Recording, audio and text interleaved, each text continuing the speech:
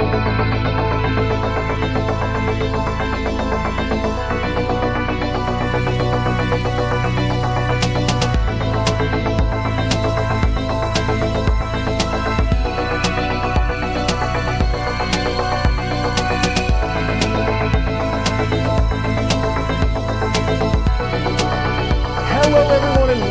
to the COM2US USA Invitational for day one. My name is COM2US Evan, and with me today, it's Stoic. What's going on, Stoic? What's going on, Evan? It is good to be here for the COM2US USA Invitational. This is really fun that we're keeping up with these and doing more. I mean, we're not talking SWC, we're not talking Summit, we're talking about an Invitational. This is new, this is different. It's always fun to have these things going around. I totally agree, man. More competitive Summoners War, the better. You know, it's like all the off-season SWC content you could want. And this time, it's a really fun concept. We have 12 content creators, and we put them in a bracket. And we're going to be making them fight over the course of 2 different days. We stand poised on day 1, and that's February 12th. We're going to be following up for day 2 on February 19th. Today, we're going to do the left side of the bracket, best of 3 quarterfinals, all the way to a best of 5 semis, where we'll determine our first finalist. Then on day 2, we're going to round out the bracket with the right side. We'll do the semifinals to find our second finalist, and then we'll crack it all down with the finals. And of course, there is actual money on the line for this, which is really exciting. And our prize pool, our first place winner is going to take away $700 USD. Second place, $450. Third and fourth place both get $300 Stoic. So there's a lot on the line for these players. It should be very fun. Yeah, there really is. What an exciting tournament that we have going on for the past 2 weeks, I guess today and next week as well. Like, that's really cool. Great opportunities for these players here. Now, I know it's an invitational and these are hand-selected players, but still really cool that we could have these guys get together and have a great time like this. It's so cool, man, because it's like folks that everybody in chat is used to watching. You know, I see people in chat right now rooting for their favorites of day 1 right now. Now you get to see them all fight. If you were ever curious how they stand up to each other in a tournament bracket, we're gonna help you find out with that. So we're already well underway of the tournament today. We also have all these players slotted into the bracket already too, so we'll show you what that looks like too. Folks in chat with the predictions, oh my God. Look at this, we've got Varventus versus Duracell. Then we have Bloom versus Ricardo. And whoever wins is going to go meet Alan SW and Sub-Zero in the second round there. And then we'll close it out with the semis today. And again, we'll find our first finalist. And then that's where we're going to close out day 1. And you guys will get to look forward to day 2 next week, February 19th, 4 p.m. Pacific time, same place, where we'll do the right side of the bracket. But today, Stoic, looking ahead, do you have any favorites in the bracket? Anybody you're particularly looking forward to watching? I think for this one, I'm going to say no. I don't have anybody specifically that I'm like, oh, I can't wait to see your matches, because this is like our peers. You know, we're among the peers here when it comes to everyone on these lists here. And I think I'm excited to see everyone going head to head. So this is really cool to have this. Big shout outs to obviously people who, we see normally, of course, like Bloom and Sarah DX and Simba later on that we get to see. But like, obviously excited to see them. But ultimately, I'm here for every one of these. It's a great take. Honestly, I love the sentiment of like, no, I don't have a favorite today. And I think that's a good thing. It's because I'm familiar with these players. It's like, you know what? We just saw some of these people. Bloom and Allen too, we're in the Guardians Club finals as coaches too, So it's like we see these folks all the time. And right now, guys, we're already going towards our first game today, Varventus versus Duracell for the first best of 3 coming up here in the very first COM2US USA Invitational match. So we're going to be going into that game shortly here, guys. Again, $700 on the line. Stoic, with that money on the line, what's the mentality that these players should be going into these matches with? Well, I think so. For instance, I'm going to say we always talk about SWC and having footage on one another. Now, everybody here, they stream, they've got YouTube content, they have all sorts of different avenues of seeing what this player or person plays like. So I guess it comes down to like, how well did everybody do their research and knowing their play styles? Maybe they've met each other on the ladder before, because these are everybody that are somewhat around the same range. So I would say everybody here probably has fought each other in the past. But of course, you can tune into their YouTube, tune into their live streams on Twitch as well to see what they're playing and what their play style is like. It's No hidden LD Nat 5s like, oh, does he have this? I don't know, because we all should know what one another has in this case here.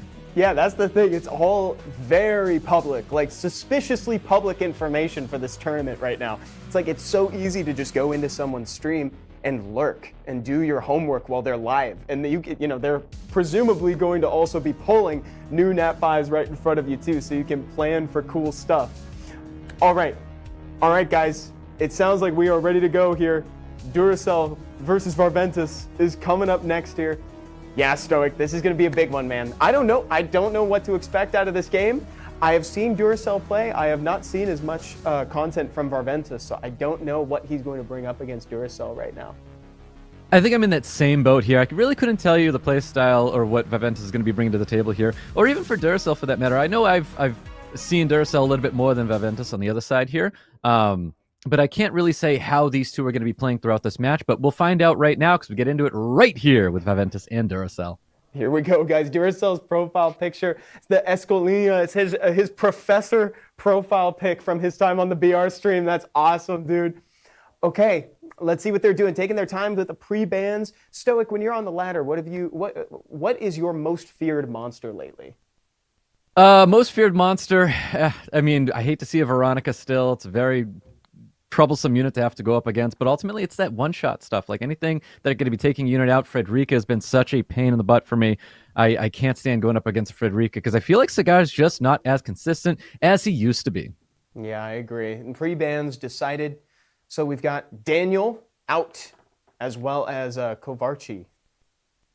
That's a super interesting pre-ban on a Daniel. So I think this is Duracell going by his playstyle a lot, not wanting to have to deal with the Daniel, eliminating like that away from the picture. But to see a Kovarchi down there, that's no surprise at all. Yeah, the Kovarchi makes a lot of sense. Daniel accidentally catches a lot of flack from me just because, like, we make the joke, Stoic. At best, he's AoE Molong. At worst, he just doesn't do anything. At worst, he's bad. He's real bad. The rest of the picks and bans so far are the usual suspects here. We got Oliver, the 33% speed lead on the left. We got Miles and Ciara on the right. Apparently gone are the days of the Vela Chandra cigar, Stoic. Yeah, definitely. So both players locking in speed leads here. Now, Varventus with that Oliver, and now we're going to see the Fire Puppeteer come out alongside this Dominic. I was almost expecting to be a Zhangnam, but Zhangnam was not going to get drafted there with that Oliver. Maybe not just yet, though, because we could still fit a Zhangnam in this draft here. Duracell leaning on a Smicer and a Velajul. We're big fans of Smicer, hardly newer over here on the channel, Stoic. love that, love the Velajul too. Varventus has an opportunity here to maybe take us into a little bit more, like a spice in a water unit here, a fire unit, or he's choosing to go element neutral with a light unicorn, as well as one of my favorite units this season, Meiho Wang. So big pivot right there, goes into a turn two. We're getting the Eleanor, we're getting the Five Monkey King here. These are great units. I love them both, especially for what Duracell has on the field right now. I do like Duracell's draft at the moment. Seems a little bit more consistent when we're talking about sustain, stunning, and providing a lot of threat on Duracell's side of the field. I mean, we've got double bombs with Ciara and Smicer, and he still has this last pick. I want to say it's got to be something really, really impactful. It looks like we're going to be locking in that Adriana Miles. We know this is really, really good to have on the field here, so I give a little bit more credit to Duracell's team now that that's going to be wrapping up his draft. Yeah, I like where Duracell's head is at. Assuming that the Miles gets through, he's going to be ignoring he's going to be ignoring a ton of defense based on how many buffs are in play. So the Unicorn gets banned. Wow. And Velajul too. Yeah, he was not wanting to deal with that Eleanor there, Stoic. Duracell is looking really good right now. So there's no immunity on the side of Varventus right now. Yeah. And there is double bombs. And this Miles is going to be slamming later on. Big turn one stun. And to no surprise, see an additional turn come out of that unit. Oh, you love the double down with the proc. Duracell's got to be feeling it right now after that. That's an insanely great start. And you look around, right? There's no cleanse. It's like you said, there's no more recurring sources of immunity down here for Varventus. So these bombs are just going to land true, assuming... I shouldn't have said anything. I shouldn't have said anything, Stoic. That's how it always is. Spoke too soon, but I do think Varventus needs that to stay in this match here. So beautiful branding. I think he was hoping for that Violent Proc to finish off that CR, but maybe Fire Monkeying has what it takes there to finish it off. Not just yet, but CR with 1 foot in the grave already. Miles looking to lock somebody down here. I don't think he necessarily needs the stun on the Dominic, because I do think Duracell is still kind of ahead. He is. You know, even though the Ciara looks like she's got a foot in the grave right now, Duracell is firmly ahead, and the Zima going down to that bomb just further secures it. We're tapping the Dominic a little bit down with the Water Pudding Princess just to try to knock it out. He's down at the point where he's going to be healing instead of dealing extra damage. Nice proc to reset Varventus' status here. This is actually a big play from him. That's a very big play, and that is the correct targeting there. So this Dominic's going right into the Miles, because the Miles needs to be addressed right now. So Violent Procs can change absolutely anything. Duracell had so much going in his favor that I do think it's about time for Varventus to really turn things around right now. So if he can get rid of this Miles, it's looking very good for Varventus. Oh, yeah. Like, that's all he needs. All Dom needs is a proc. But it's looking like he might not be so lucky to get a turn here, Stoic. Survives by a pixel. That's 1 pixel. That's just that is just maxing a flat stat. That's all that is. So not enough pushback there onto the Smicer. Smicer takes out the Dominic. Now, Fire Monkey King can do it, but Fire Monkey King needs those Violent Procs, man. It's a beautiful stun and so much damage coming towards Oliver there. Oliver not looking so hot at the moment, but Fire Monkey King's got one heck of a game ahead of him. He needs to resist a lot of this attack by pushback. Yeah, there's a world where, you crit skill 2 set up a defense break into skill 1 after a proc, but I don't see that happening, especially with how much damage is coming from that Miles right now. That's one of the few units, and Oblivion on top of that. There we go, Duracell taking the first game. Again, it's a best of 3, so right now these players are free to just kind of feel each other out and just figure out what they can do to pivot after a game like that. But Stoic, I really think that was Duracell's game to lose. He came out of that pick ban phase looking so good. 100%. It, like you said, comes right out of the pick ban phase, and I do think that's where Duracell won it. He took turn 1. He had a very commanding team. We had control. We had damage. We had sustain. It was just a very, very good immunity. Like the list goes on of all the utility that Duracell's team had there. And once Varventus swapped off of going turn 1, and then he kind of bowed out, went turn 2, we saw the Eleanor, we saw the Fire Monkey King. I think that's where things kind of went south there. Now, I'm curious if Varventus respects the speed of Duracell, and that's why he made that kind of pivot. Maybe there's a world where we kind of test the waters, challenge for that turn 1, and see where things go from there. That really could be the case. I like the point that you highlighted. It felt like Varventus' team might have been a little diluted. He had a plan in mind. The pivot took him away from that. Let's see how he might adjust in round 2 to try to get a point on the board, because Duracell right now is at game point in our quarterfinals here. The pre-bans are out. We got a Yan Hong who's benched, as well as Oliver this game, Stoic. What do you think about those? Oliver's a fantastic ban. I think that's great, removing that 33, because if Varventus was going to try and contest turn 1, that 33 is now gone. So the contest for turn 1 is kind of it's not there at the moment. There's other 33s. We'll see what happens. I mean, there you go. So he wants the 33. He is going to play that. So we might still get that turn 1 contest. I do like that we're taking that Miles, taking that away from Duracell. I think that's another great play. Yeah, the Miles dealt so much damage. I think there's a video on our channel that talks about that. It's the combo picks in Summoners War, and it talks about how Miles can deal so much. Like, we're talking like double digits worth of thousands of damage just on a glance, Stoic. And we saw that last game. The dude was just absolutely dominating. Miles doesn't care about anybody's feelings. He's there to deal damage and stun people up, and then probably Violent Proc to do even more damage, and then have that stun back up for the next turn. He's just such a brutal unit. Yeah, and look at this. Duracell has sort of done an amalgamation of what we used to call the Holy Trinity, right? There's remnants of it. There's Chandra, there's Velajul, but Cigar has been subbed out in lieu of Ciara. And I think that's totally fine. We have a double speed lead what's being drafted by Duracell, and I think that was totally fine for not having Cigar here, but still, we have got all three elements right now, the basic elements, of course. And I think this is great coverage. We can transition really, really well and go into the beyond. And I think Jongnam, if that is a unit he chooses to lock in, I think is a great pick here. Vaventus, he's not 100% showcasing like, oh, turn one's going to be all his. I love that we have that Zabalta being drafted there by Duracell, because that is saying turn one's his. He's got double speed lead, where only one speed lead's currently being showcased by Vaventus. Yeah, this is a lot of crowd control that Duracell is presenting here. He doesn't have a lot of strip options, right? So, Vaventus could have the opportunity to try to intersect in his own way by bringing some sort of like immunity option if he was so inclined, or maybe the cleanse, bringing back like the light unicorn again or something. He opts instead for the Wind Pudding Princess, who I've been really enjoying. Great when there's no real big source of healing on the other side. Yeah, definitely. I mean, one of the units that people love to take into that Wind Pudding Princess would be a Gapsu, but obviously there's no chance when that is going to be the 5th pick here. So a lot of sustain with that unit being left on the field, and I feel like the amount of damage coming out of Duracell would be lacking, and I do think Duracell recognizes that, bans that unit out there. So we have a 33 versus a 24. Miles should be taking turn 1, and hopefully that a Fire Puppeteer will be following up that Miles. So let's see where we go here, because it looks like there's a bit of a change here for turn 1. You called it perfectly there, Stoic. Miles with turn 1. Let's see if he can get big damage in, and he might even, if Arventus is lucky, he might even get a proc going in here. 10K. That's a very clean hit on the Ciara to start off here. Oh, wow. And also, was that a silence that just got landed? A silenced the Veligul. Low-key huge. Correct. With a cleanse block, too. Yep, that's wonderful to have there. So keeping Veligul on lockdown at the moment. But Jongnam looking to do what he can here. He gets a couple stuns on the Miles, and of course this Fire Puppeteer as well.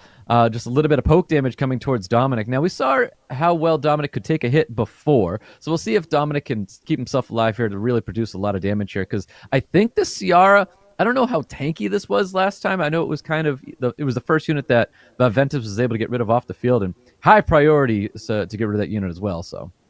Oh, and here comes the damage. Not bad. Varventus not quite able to secure the kill, but there is a chance that he could survive through this wave. CR does have bomb, though.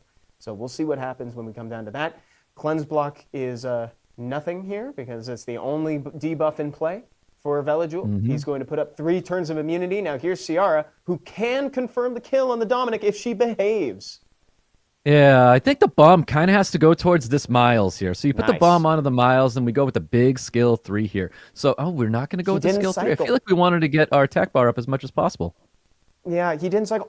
This is, while it's great, I think he feels confident because he's got the hug on Ciara.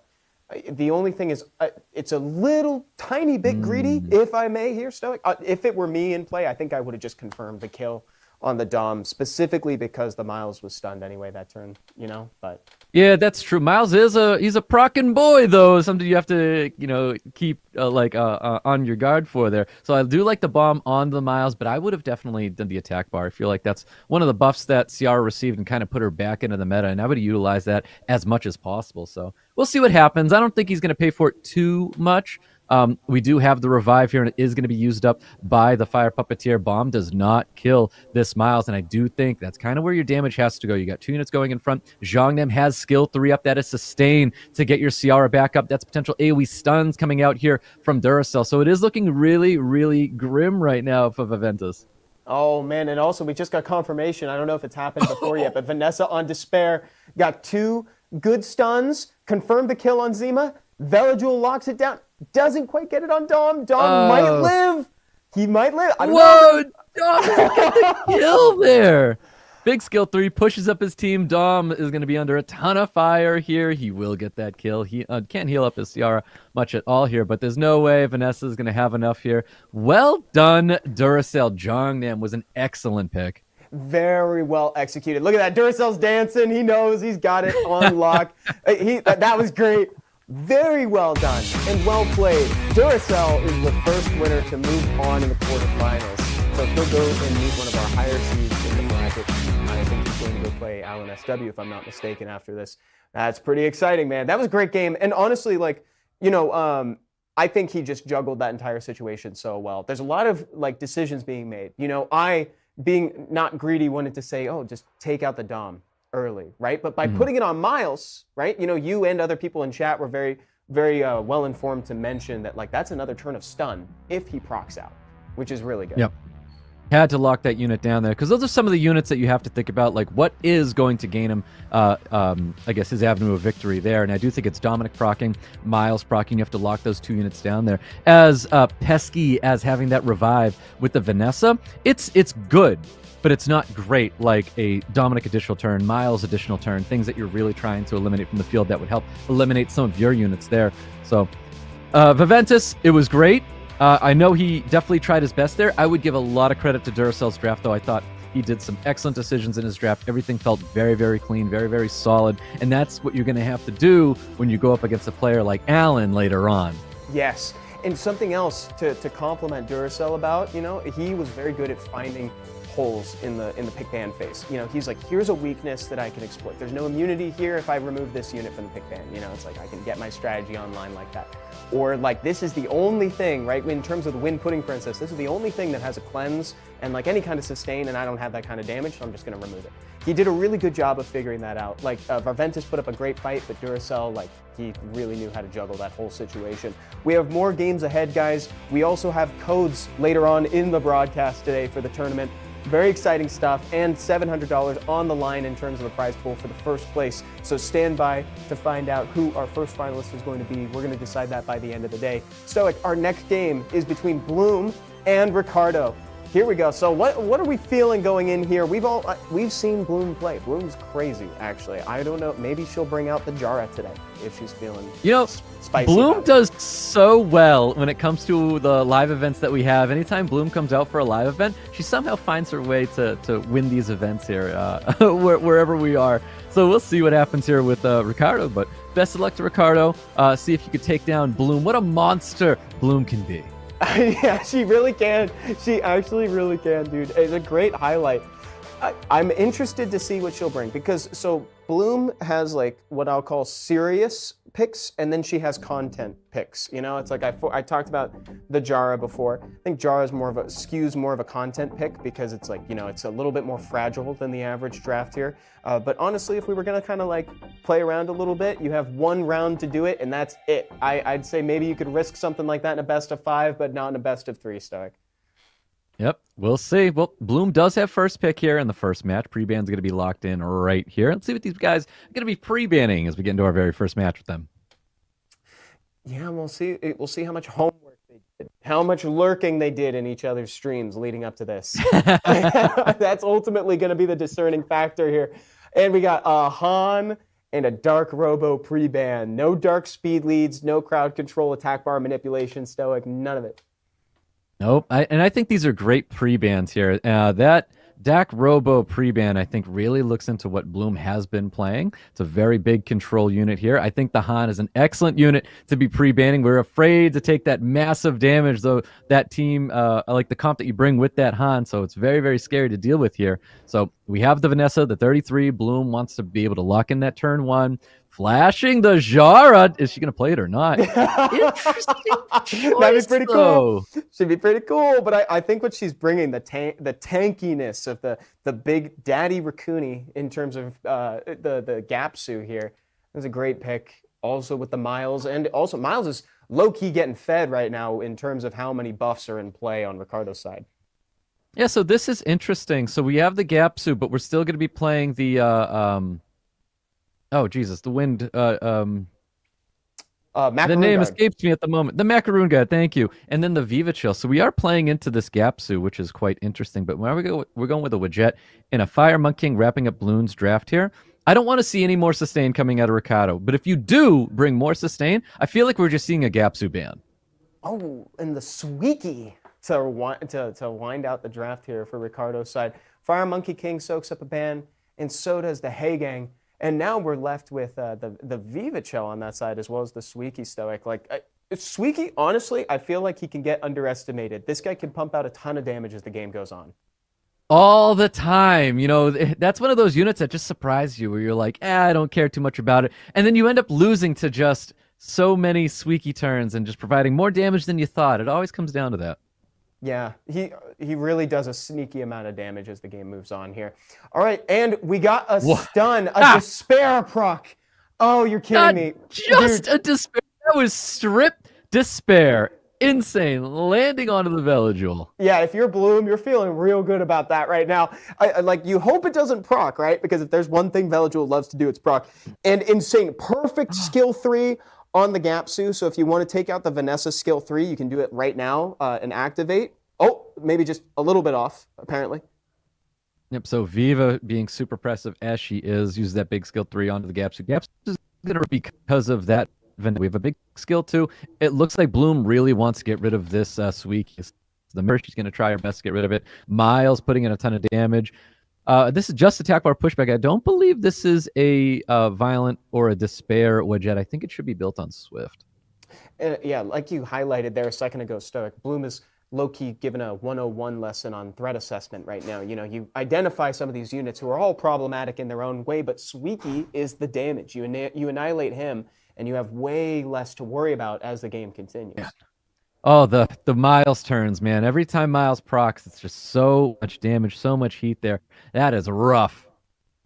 Oh, and she got another double whammy, enough damage to break the shield and a steal on the defense. That's just a fortunate way that wound out there. The Suiki confirms that's a big kill. Additional turn. Huge turn there. So Vanessa's gone. No more reviving coming back from Bloom. So this is going to be it right here. She needs to lay her damage down here and make sure that she doesn't lose any more units. That security is gone. Ricardo's really pulling ahead here, man. Like he's got a pretty good window to pull ahead. Look at him. He's thinking. He's rubbing the chin. He's like, how do I go for this? Who do I put this on? And because every time he's using these abilities, he has a lot of incidental healing that is fueling the Gapsu turns, right? For folks in chat, Gapsu has a passive ability that allows him to gain attack bar whenever an enemy heals. Suiki heals, Vivachel heals, Velajul heals. Like there's a lot of incidental healing going on here. Yep, there is so much healing, and that incidental healing and then healing on purpose. But I feel like Ricardo doesn't care too much about this Gapsu right now. I know he showed a lot of attention going towards Gapsu. I think that attention's going to curve towards this. He's going to stay on the Gapsu. All right. Where the curve is definitely happening, though, is as the attack is increasing, we're seeing these numbers pile up. Like, we've had a few turns of parity right now, you know, parity, right? You know, not a lot of HP bars are moving. So over time, though, you're going to see that differential increase as the attack goes up. Yep. Oh, man. Anytime that skill 3 happens, it's like not having a reset. Vivachel just feels so good when you know your Vivachel is not going to get reset by anything here. I think Bloom needs a couple more turns to get rid of this Suiki, but Suiki is looking primed, ready to eliminate a couple units. There you go. Suiki was the problem all along, Ricardo. That's a big round 1 victory. Dude, we saw that Suiki from a mile away. Bloom saw it too. Great choice from Ricardo. That Suiki is in the fusion hexagram, chat. That thing's awesome. I gotta say, I was very impressed with that pick. Very impactful. Yeah, so let's see what happens in round number 2. Now, obviously, these units are going to be available here. Ricardo's going to have that Han. That Han's bringing a ton of threat. Han and Viva, we know these two can be comboed off as well, but I wouldn't be surprised if Bloom's going to throw that Vivachel in this pre-ban here. It was very impactful last match. The third skill put so much pressure on Gapsu. We had the revive with Vanessa. And then again, that's ultimately what took Bloom out was the Vivachel third. Yeah, she got 2 very crucial third skills off, right? Ricardo found the opportunity to just get the Gapsu low. He also found the opportunity to get the, I think it might have been the Gapsu both times, if I'm not mistaken. Like, he perfectly nailed that. Found the window. Because sometimes you can be able to find the window. Interesting. So Ricardo's he pre-banned the Dak Robo last time. Now he's going to first pick it, taking it away from Bloom. So he's digging into it here and taking units away from Bloom. We do have Water Ryu and Masha being drafted by Bloom. Yeah, she's got the more in the Masha, classic combo. Ricardo really likes that Dark Robo. So you can tell that Bloom did her homework going into this, by the way. You know, that was a first pick for him. Yep, this is big turn 1 right now for Bloom. I think she would have really liked to have that Dark Robo on her side of the field, but that's not happening right now. We are taking turn 1.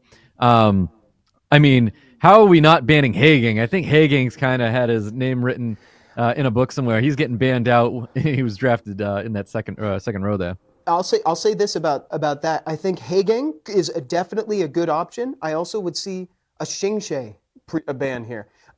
In situations like this, I've been running I have been running Mei Ho Wang, but Xingshe against stuff like this to just profoundly great results. The Wind Monkey King has won me so many games based on just like AoE strip and attack bar absorb like more. You know, you just get hit with an AoE, just clap back, strip stun. So good.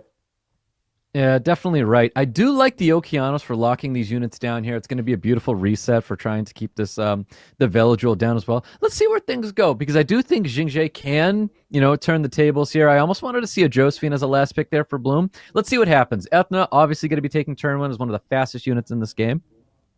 Yep, and the stun, man, it's the denial. Oh, that the Monkey King. I definitely see why she might have not prioritized it though, because he is not like his brother. You can stun him, right? And she's got the Okeanos for a reason. Here you go. Ooh. Okeanos with the skill 3, Rain of Stones, throwing the rocks at the kids on his lawn, right? Stun. And beautiful stuns going out there on Ethna, and of course, Wateroo Moore is getting locked down here. Big third skill is going to be happening as well. I mean, Masha's got to be super careful. She could have a foot in the grave very quickly. We have a defense. Defense break sitting on top of Ethna and this Winma King that just shook it. But that's going to be it for this Ethna. I think you get rid of this unit. You don't want to have to worry about it. And the procs are rolling in for Ricardo. He's just the Moon Monkey King gets so many turns. 50% attack bar gain on that skill 2 is so incredible, and it really makes you feel those violent procs that come after it, because like from our perspective, it felt like the Monkey King just got 3 turns, because he kind of did. Yeah, I know, it feels like that when it's able to produce so much damage out of turn. Yeah, oh wow, and here it goes. Bloom hanging on with an Okeanos and a nearly dismounted Masha and a Dream. That's all we got. Let's see if she can make it work for her. I know this is going to be super tough for Bloom to come back here. Obviously, Masha can provide a lot of damage here, but this Wind Monkey King, I think you nailed it. I think Wind Monkey King was just so good. It did so much work throughout this entire match here. Veladril is going to be here to finish off that Masha. Masha's going to be dropping right there. Okeanos is going to be next on the list. Doesn't get stunned up, but it does get glanced. But, man, Ricardo. I know. I've got a little bit of recency bias like running through my veins right now, man, but I've been drafting Xingje like almost every single game on the ladder. And, even further down in like C1, C2 range, he's so brutal. He's just so good. I love that monster. Man. Oh, congratulations, Ricardo. Moves forward with our second 2-0 of the day, Stoic. What a great game. That was a very, very good game. I do think it might go into draft with that second one. I feel like I still want to see a Josephine wrapping up, Bloom's draft there. We didn't have a reset coming out of Ricardo in that one, and that's where Josephine really gets to shine in moments like that. So I feel like maybe that would have been, a unit banned out there, but Josephine could have saved the day there. There was a lot of stuns, and there's those moments of when a unit is doing stuff out of turn, how do you slow that down? And I feel like we needed to address that, where Hagang I do think should have been banned out there, and the Wind Monkey King needed to be addressed, and I don't think Wind Monkey King was addressed at all. It was chaotic for Bloom because of that unit. Yeah, if we were to run that back, for instance, you know what? I'm going to finish this sentence after I talk about the standing. So we just rounded out the rounds that are at the far left of our bracket, and now we have the second rounds filled out. So Alan SW versus Duracell, who won our first game, then Sub-Zero versus Ricardo, who won our second game right now. We have 3 more games ahead of us today, Stoic, because we are going to go to the semifinals that you see, and once we get that finalist, we're going to hold on to that player, and then they will fight again on day 2 on February 19th at 4 p.m. Pacific time. Same place. It's going to be the right side of the bracket and the finals for the first ever COM2US USA Invitational, hosted and put on by the U.S. office here at COM2US. It's been a great day so far. So what I was going to say before we went to the bracket, Stoic, is if we could run that back, I'd love to see a version where the Hagang was banned out, and instead of the skill 2 opener from Etna, we just do a skill 3 on the monkey. We just go for the stun. Just rip the skill 3 and go for it. Because if he's not stunned down, then he's just going to just interrupt your team the whole time. It's going to be annoying. Yeah, exactly. Yeah, taking the same units and then going into that one, I think I do agree with that play as well. You needed to slow that monkey down. The monkey just caused way too much trouble there for Bloom. I do think maybe that's probably what needed to happen in that case there. But He's it is what it is. Not taking anything away from Ricardo. It was a very good match for him. No, absolutely. I think his draft was impeccable. Like I really like the units he chose, all high value picks, right? You know, the reason we're talking up Hagang so much is because he's so impactful. And using Jingjae to begin with, to me, is really good. You know, he got buffed semi-recently, right? And you got to rune him up and try it and integrate him into the team. And that's what he did. He did a good job testing him out, putting him into practice. So well shown so far from all players, and we've got some really cool matches coming up here again. So we're going to see Alan versus Duracell in a second here, Stoic. So what do you remember from Alan's games when you last watched him play? I mean, everyone kind of expects to see a ragdoll, but do we see a ragdoll anymore?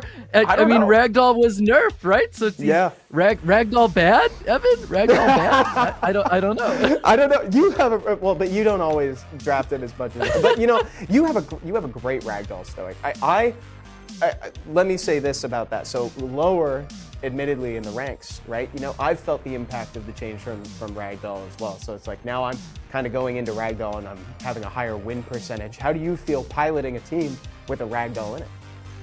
So I think high end, I think ragdoll still is exactly what he is, and it's kind of troublesome because the attack bar gain is why anybody in high rank still think ragdoll is one of the better units in this game, right. Of course. But in the low side of things, where this goes to that checkbox that I have with ragdoll: is it alive? Is it dealing damage? Is it 100% crit? And now how fast is it? Is it actually gaining turns? If you don't hit all of those marks, starting with that first one, moving on to the second and fourth, you're not hitting all of those. Ragdoll's not that big of a unit, and he's easily killed. And in those low ranks, not having that reflect back there, I feel like a lot of people in low ranks are just finding out that their ragdoll's just dead on sight. Yeah, and because, you know, that's damage reflection is also damage reduction. So it's like, you know, not having that, you really do feel that impact faster, especially when the ragdoll is demanding so many stats from you, like you pointed out there, Stoic. So, you know, I think you can feel it at different ranges. We'll see if it appears in Alan's drafts. You know, here we go, guys. We're going into round one right now. Duracell versus Alan in the third match of the COM2US USA Invitational. This is day one here. We got the pre-ban Oliver. This is the second time we've seen Oliver appear in the pre-ban, Stoic. Yeah, 33 speed lead. You want to take that away from players, just so you know, if you want that turn one, at least you're eliminating one of those things that they're going to need. But I don't see Alan taking turn one when his first pick is going to be a Shizuka. That one surprised me, you know, especially because normally you see something that's a little bit more setup related, you know, instead of payoff related in that first pick slot. So he's clearly, he's cooking right now, right? You know, we'll let him cook. I'm curious to see what he brings. Now here comes Etna and Hagang, which is much more like what I'm used to seeing around these slots. Yeah, so I mean, Etna Hagang, I think this is totally fine. It's just interesting to see a Shizuka. When I see a Shizuka, I'm predicting that he's bringing in things that deal a lot of damage, like a Frederica, Oberon, those things where you're able to get those cooldowns back up and produce lots of damage later on. Because I feel like Duracell, drafting a Juno and drafting a Fire Monkey King is kind of like taking, a Maywang, and taking a step back and saying, I don't need that turn one anymore. And that's giving kind of an opportunity for Alan to maybe produce that right here. And now the Bay is coming in. If he locks in the Bay, it's kind of exactly what I was talking about. He's going to bring something to just provide a ton of damage, and then he's get those cooldowns right back on, back up for the Bay again with Shizuka. And we're gonna get a Suiki here, and we saw what Suiki did in that very first match today. It's a lot of damage, and it's looking really good when we have a Juno and Fire Monkey on the other side of the field. Oh yeah, Suiki's looking so stellar up against this draft that Duracell is presenting. Duracell spent a lot of time kind of like countering the Shizuka lightly, right, with the Juno who can cleanse and then also remove all the buffs that Shizuka's trying to put on. And then we also have the Meiho Wang, who just can't be stunned if there happen to be stuns in the pool, which there are likely to be, considering that CR is in there and Miles is in there too. Alan bringing the Bay ahead of Valentine's Day, that would have been pretty cool to see in the actual game. Duracell quickly bands out the content. Both Duracell, players banning out the content, you? Stoic. Look at that. That's unbelievable. We got to talk to these guys. Hey, no more banning content. Not allowed. The Dark Demon kind of caught. We may have seen the Dark Demon getting banned out there. That kind of makes sense to me. But come on, let the Bay through. We want to see what's happening here. But is what it is. Beautiful turn one stun coming out of Miles, landing on top of the Suiki here. Yeah, and can't help but notice too, the Hagang is probably going to be poised to cause an issue later down the line for Duracell, considering that there's a Hagang on this side. Oh, wow. This Suiki is actually more Whoa. tanky than I thought. I think he's going to put everything into Suiki. That's what I would He has do. to. I'd full send it. Get rid of that unit. Beautiful dot. There's the defense break. There's the kill. Super rough for Alan to be losing the Suiki like that, because the only unit that will provide great damage for him is that Ethna. Ethna is about 50% right now, stunned up at the moment. Yeah, that was really well done. Like, Duracell just target locked, put every skill that was capable of doing damage into that Suiki, and it paid off. And he's going to be feeling the benefits of that for the rest of the game. So Alan here has a moment to breathe because of all the stuns and the bombs that are going to be recurring those stuns here, Stoic, but it's going to be hard for him to stabilize considering there's so much damage on Duracell's side. Yes, it definitely is going to be a lot of trouble right now for Alan. We're talking violent procs. That's what we really need to see. Oh no! And that's going to be violent procs there for Duracell. So bomb can come out, can land on the one unit right here, and that's going to be Ethna. Oh, no bomb is going to be landing there. So Alan can breathe just a little bit, though. I was really hoping that we were going to see more damage coming out of the Shizuka. You know, a nice like speed attack HP maybe on Shizuka, so that these bombs would produce a little bit more damage here. Not the case. It would have been very cute, but we saw the damage land on the Miles. It wasn't a lot of damage at all. I'm sure there's some attack subs in there, but not enough for it to be really recognized. Yeah, that would have been a really cool little play. Nice securing the kill there on the Ciara. And at this point, it's just time for Duracell. That's really all he needs. I don't really see the Hegang and the Shizuka being able to produce enough damage to effectively get rid of the Meiho, Wang, and the Miles here, especially considering that the Meiho can sustain himself with skill 2. Unless we proc and bring back the Suiki like this. Oh, wait. We could crit here. Look at this. We might actually be able to see a critting Suiki. Oh, it didn't happen. All right, never mind. I can't believe it. Alan might actually be able to turn this one around here. It was going to be the Shizuka getting thirds and second skills out there to really try and do something right now. We have exactly what Alan needs, and that's attack bar pushback for when this Juno is inevitably maybe the only thing left on this field.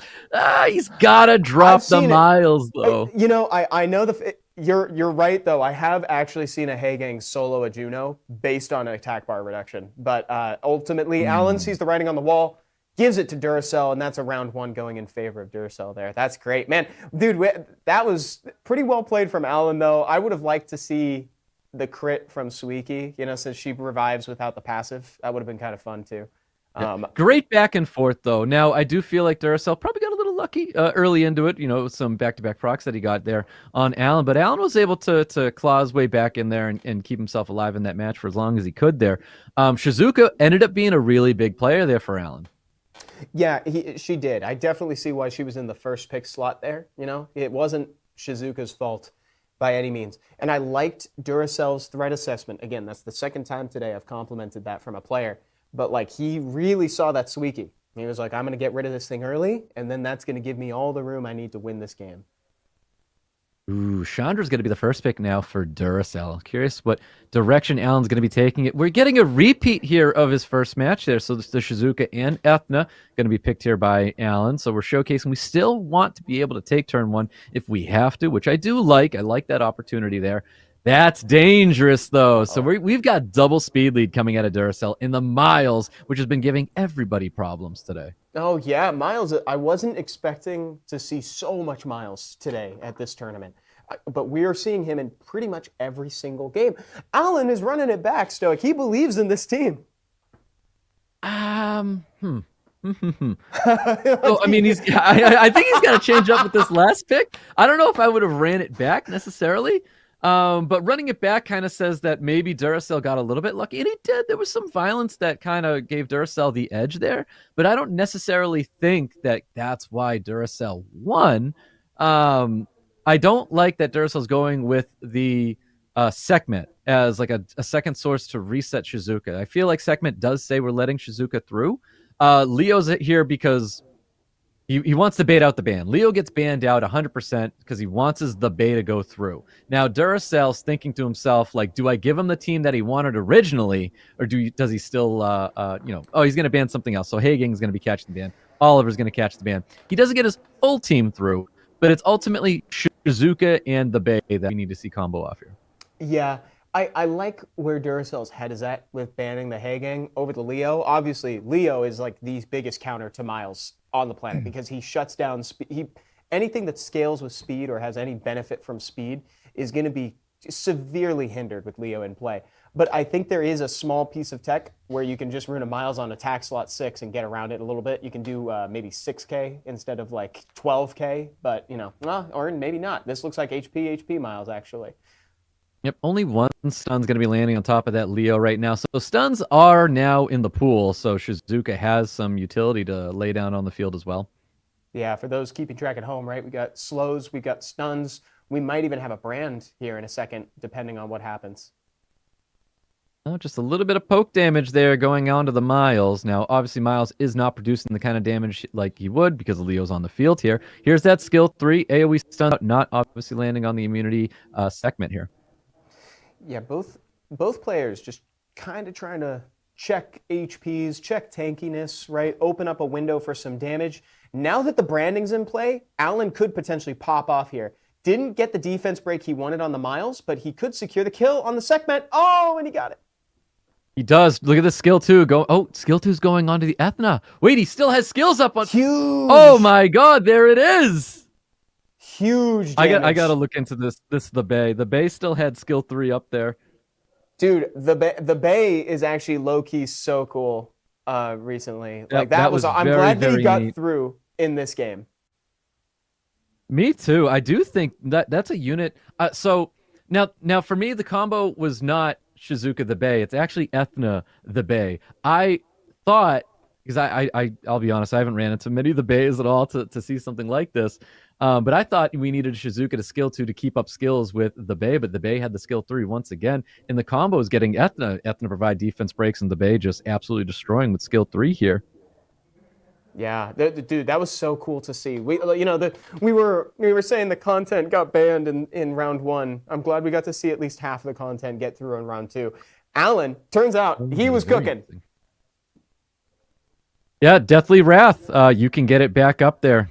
It's a super long read, but ultimately he used the skill 3, and then he was able to get his skill 3 back up there due to what it is, and that's crazy. That's not something that I was following at all. So that's awesome that Alan was able to read into that, because when he used skill 3 and then skill 2 from Ethna, I was thinking to myself, I'm like, I think he wanted that swapped, but it didn't matter.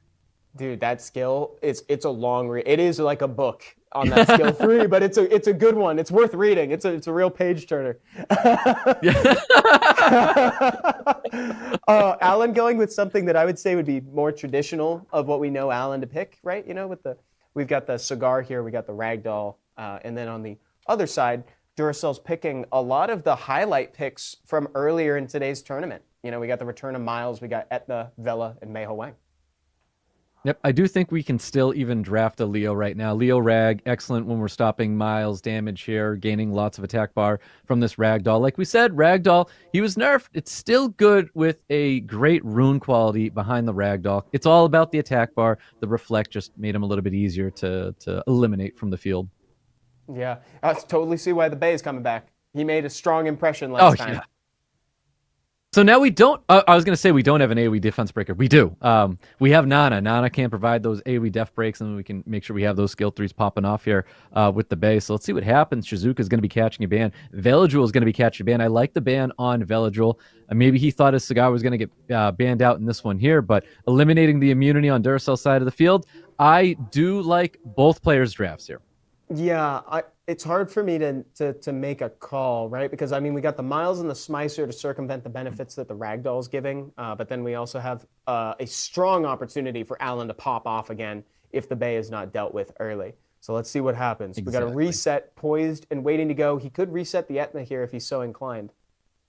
That's where it's going to go. He's got to reset the Ethna. He needs to slow this unit down here. Beautiful provokes laying across the field. Looking for the defense breaks to land on anybody. Does get it on Miles and the Fire Monkey King. Is this a violent the Bay? I don't remember. I don't know if we've gotten an opportunity to see yet, actually. I was just about to ask the same question, Stoic. You beat me to it by like just a second. Oh, would you look at that? Oh, man. Dude, and the just Bay like that, is so sick. Is it over? It kind of is. It's just so much damage. Took advantage of the defense breaks. We've got orbs going up on Nana as well. So we've got 2 orbs now sitting on top of Nana. Attack break goes on to the Smicer. Smicer's bombs are not going to be super impactful at all. He needs skill 1s for days to heal his team up from all that damage the Bay just produced. Yeah, I mean, we saw that, right? You know, it's like all Alan needs is one moment to get that combo going. We got 50% of the possible defense breaks going out. Huge damage here from Etna. I don't know. Maybe you just rip it on the Bay and just knock out the Bay a couple times. Yeah, he's on the same page. Not quite enough to kill those Stoic. Yeah, so he really needed to confirm that kill on the Bay to really slow him down there. Because you've got 2 orbs up, and you got to find your avenues of, eliminating those orbs as soon as possible, and that's the Bay, and that's Cigar. You're not going to touch this Ragdoll, not for a while, because we all know Ragdoll, he can't do much when you've got Miles on the other side of the field, not critting and providing lots of value for Alan's team. So Miles is probably going to be one of the units that Alan really wants to get rid of, and that's going to be an easy avenue for another orb for him as well. Wait a minute. What's going on here, Stoic? Is Duracell stabilizing? He's doing a really good job of keeping certain units stunned, taking kills where he can get them on the Cigar. The Bay's got a bomb, and he's not coming back. So the Bay will be dropping here for sure. And another unit that will be dropping as well should be this Cigar. Now we do have, that's a bomb stun on Ragdoll. I think we have the lockdown. Beautiful additional turn on that as well. He's got to, that damage should have been put on Ragdoll. We want the bomb damage to go off and more damage happen to Ragdoll. So I think attention should have been put to him and not the Nana. We're not worried about Nana because Nana can't solo these 3 units. Wait a minute, dude! Duracell! Whoa! Duracell takes it and moves forward to the semifinals. That was crazy, Stoic. Very well done. Again, there were a lot of little bits of crowd control management that Duracell had to do to stabilize there. Honestly, I would have scooped. There were a little while back. I think I would have scooped, but where I would have given up, Duracell saw opportunity. He was like, wait a minute. I've got a stun from Smicer. I got stuns from Miles, and he lined it up perfectly. It was actually the one thing we weren't calling out, but Wycuz caught it here. Smicer procs. Dude, you forget, Smicer sneaks up on you, and you're just silence, attack bar, pushback, silence, attack bar, pushback, and you're paying no attention to this, and just so impactful because, Wycuz is right. Smicer absolutely did his job there, behind the scenes, and crazy bomb damage that we saw out there. Wasn't expect because I was like, I'd like to see the damage go towards Ragdoll. We're not worried about Nana, and then Ragdoll died to so much damage. I was not expecting that. Yeah, I wonder if that because I guess people don't always focus Smicer first, because he is more just pesky. He's tech, he's like a piece of tech. He isn't like the damage. So if you put damage on Smicer, you actually have an opportunity to sneak that past people and get results like we just saw from Duracell. So yeah, the additional turn from Smicer is very valuable, especially up against things like the Ragdolls, right? Because it's you're not hitting to reduce that attack bar. You're just reducing it down. So where it's the Ragdoll player is thinking, okay, I'm moving first because I just got crit upon. Now Smicer's right there to reduce that back down. So well operated. I think both those players did an amazing job. Alan brought that amazing meal that he's been cooking up for us with the Bay. Got to see the Bay cleave pop off, and then we got to see Duracell pull that win out from nowhere. I'm very satisfied, Stoic. That was a great watch. It really was. I was very unhappy to not see the Bay in the first match, but so happy we got to see it in that second match right there. But well done, Duracell. He held on, was able to turn that match around for him there, where we actually thought Alan was going to be taking it. And that was a great, great match to watch. It was quite the treat for everyone. It was a real treat. You love to see it at the first ever COM2US USA Invitational. That's pretty great. We've got another quarterfinals match here, Sub-Zero versus Ricardo coming up. Ricardo, of course, winning the second game that we saw today. Now up against Caster, the extravagant Caster, Sub-Zero. Now we'll see who's going to go up to meet Duracell in our semifinals game today. For folks who might be joining us a little bit later on, just want to remind everyone, this is day 1 of a 2-part tournament, right? So today, February 12th, is day 1, the left side of the bracket. We're going to be doing the right side as well as the finals on day 2. That's next week, Wednesday, same time, same place, wherever you're watching right now. Just come back on the 19th, and we'll be right here finding our second finalist and then figuring out who walks away with the lion's share of the prize pool, $700 for first place, and more rewards for the others behind him. So Stoic, looking into this game, what are you expecting out of Ricardo? We'd seen him play earlier. Do you have any expectations going into this game? Well, I've had the pleasure of seeing Sub-Zero's account myself in person, and Sub-Zero has a very, very strong rune quality. Oh yeah, he does. He's a very, very smart player. You know, he's one of our Spanish casters that we have. Look out, because he's a very, very good player here. I do think Ricardo's got his hands full here, going up against Sub-Zero for sure. Yeah, and I want to remind everyone too, everybody in our bracket today, they're content creators. So if you like someone's play style or, you like their reactions that you're seeing, go give them a follow and you can watch their stuff live, And of course, this is a cool opportunity for a lot of folks who might not follow Sub-Zero personally. Maybe they'd only seen him cast SWC for Spanish. Now you actually get to see him throw down against Ricardo, and a lot is on the line here because whoever moves on is going to meet Duracell up there in the semifinals, and they'll have a chance to move forward to day 2. Here we go, Stoic. We're going into round 1. Yep, and Sub-Zero has that first pick. Pre-ban's going to get locked in right here. What could it be? Are we going to see some 33s get pre-banned out here or anything special? Looks like Hagang is not something Sub-Zero wants to be playing up against, so I'm sensing a little bit of control coming out of Sub-Zero, but I do like that Jongnam getting pre-banned out by Ricardo. We like to see Oliver's and Jongnam getting graphed together, but we're getting a Veladril as a first pick from Sub-Zero, and very quickly, Chandra's on the docket here for Ricardo. Yeah, I have a philosophical question for you and folks in chat. Why is it that Jongnam freezes on skill 1? They went so far as to change the stun to a freeze because he's water, but then he stuns on skill 3. It feels like an oversight. AoE freeze, right? It should have been an AoE freeze. It should be AoE freeze. Exactly, but he's in the pre-ban, so we don't care. I'm all in favor of getting Hagang out of here. I think he's a very difficult unit to play around. It's just hard to bend to what he's offering. Sub-Zero, great draft so far. I love that he's differentiating elements here. This sort of thing could skew into any kind of direction from here, Stoic.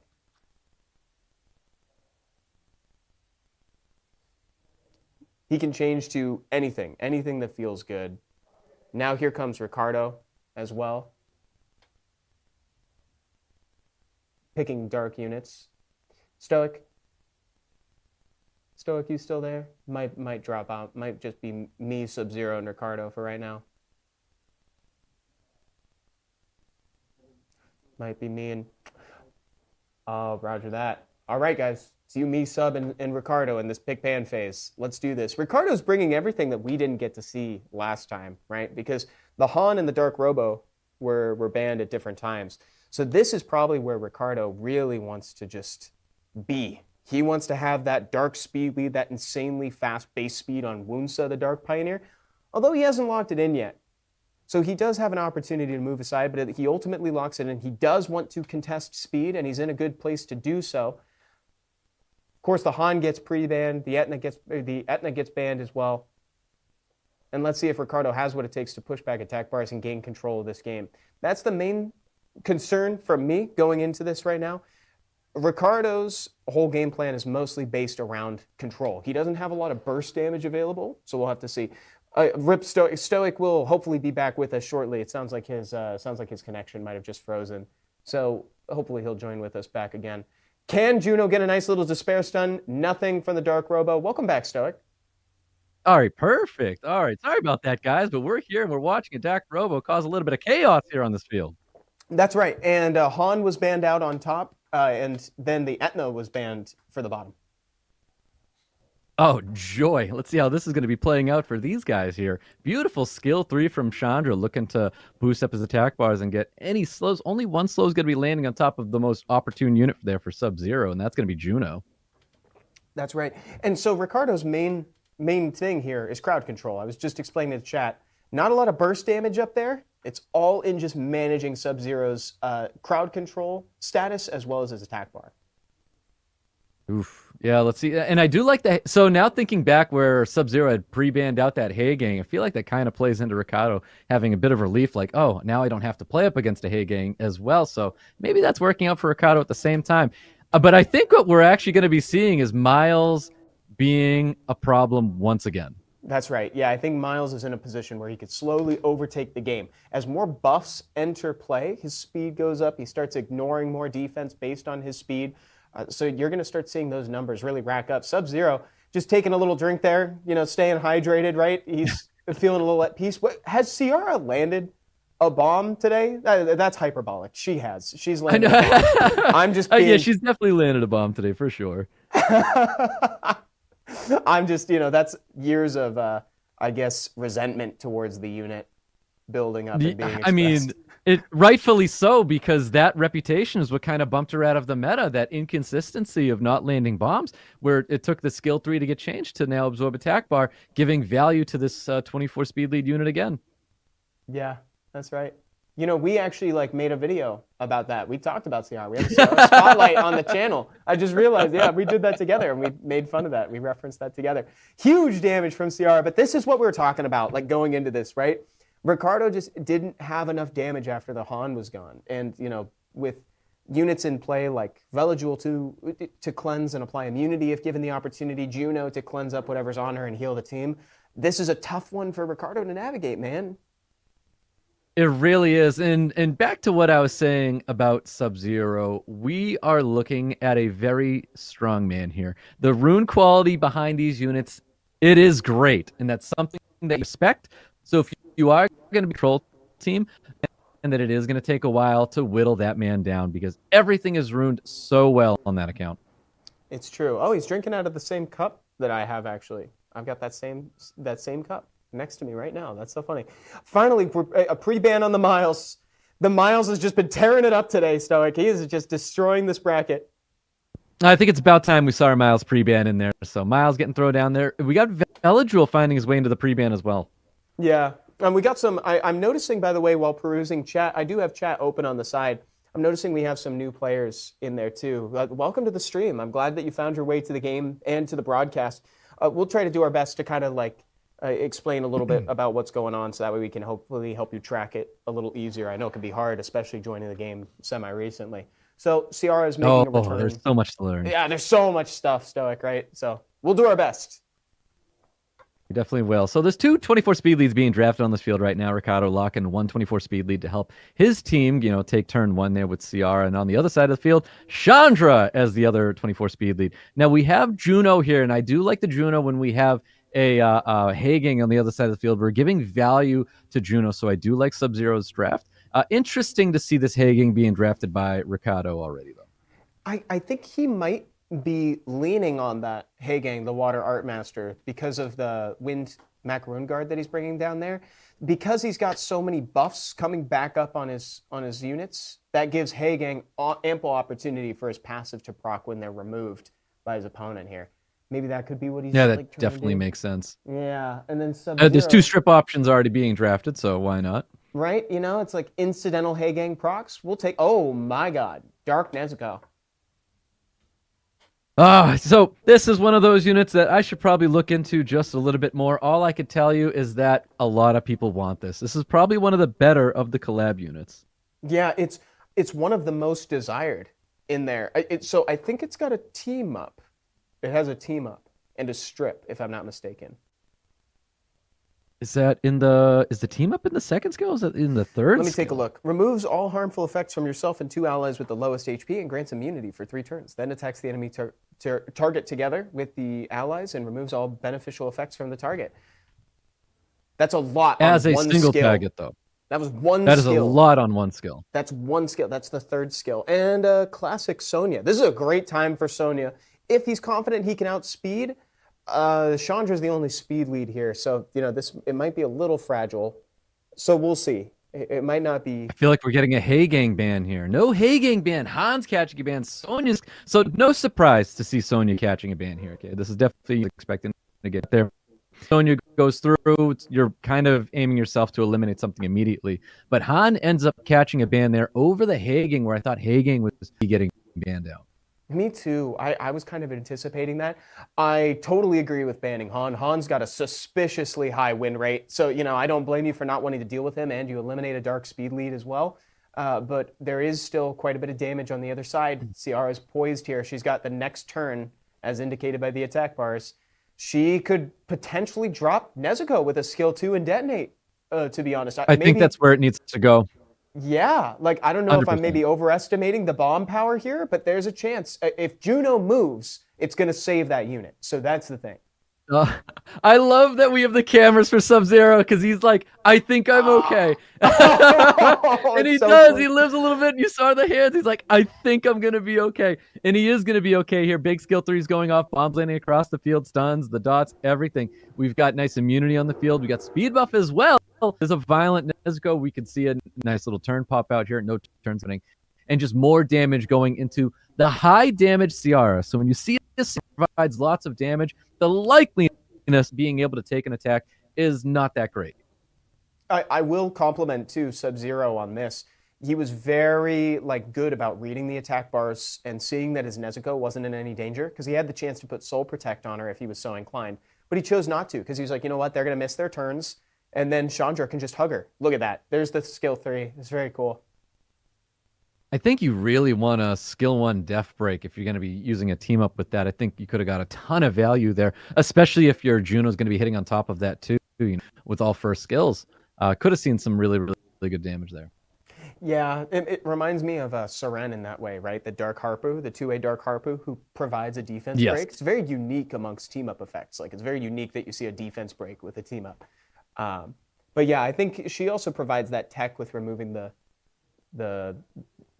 removing buffs, which is kind of nice. But ultimately, I think the reason that we're winning here is just out-sustaining. Juno's just so good into what Ricardo's bringing.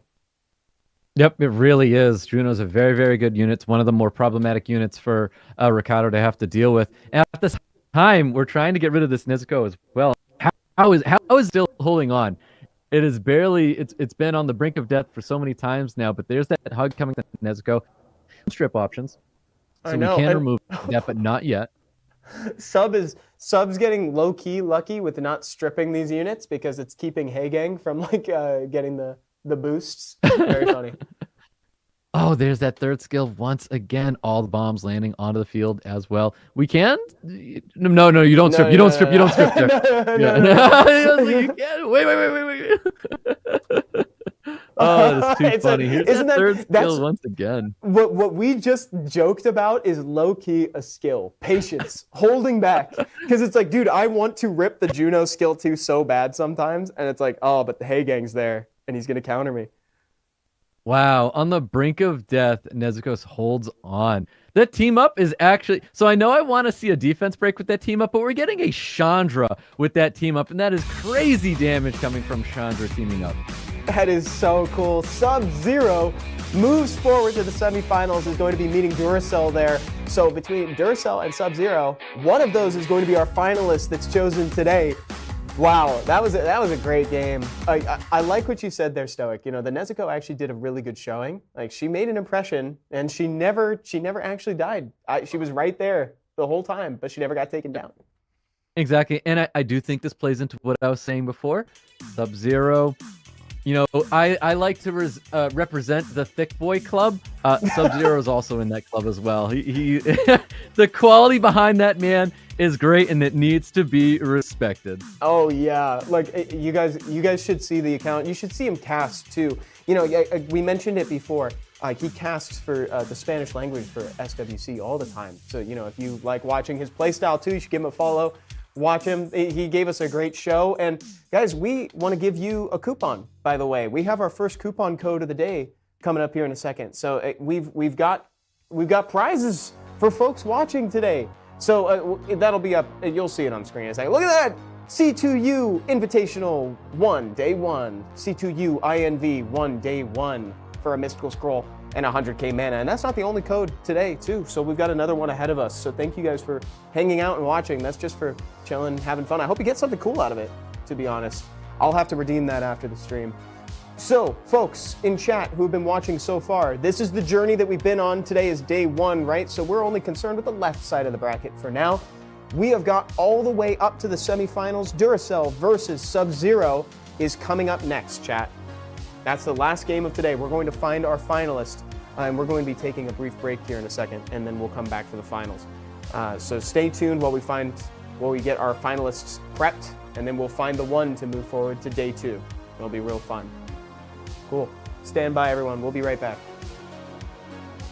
We'll see you right back here in just a second. Stay tuned, everybody.